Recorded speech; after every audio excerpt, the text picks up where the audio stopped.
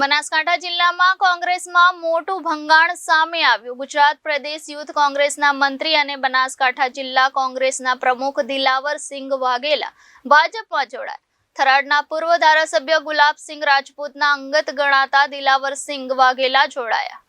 બનાસકાંઠા જિલ્લામાં કોંગ્રેસમાં મોટું ભંગાણ સામે આવ્યું. ગુજરાત પ્રદેશ યુથ કોંગ્રેસના મંત્રી અને બનાસકાંઠા જિલ્લા કોંગ્રેસના ઉપપ્રમુખ દિલાવરસિંહ વાઘેલા ભાજપમાં જોડાયા. થરાદના પૂર્વ ધારાસભ્ય ગુલાબસિંહ રાજપૂતના અંગત ગણાતા દિલાવરસિંહ વાઘેલા જોડાયા. 2021માં થરાદના પૂર્વ ધારાસભ્યના સાથે 7 દિવસ ભૂખ હડતાલ પર સાથ આપનાર સાથી દિલાવરસિંહ વાઘેલા કોંગ્રેસમાંથી રાજીનામું આપી આજે ભાજપમાં જોડાયા.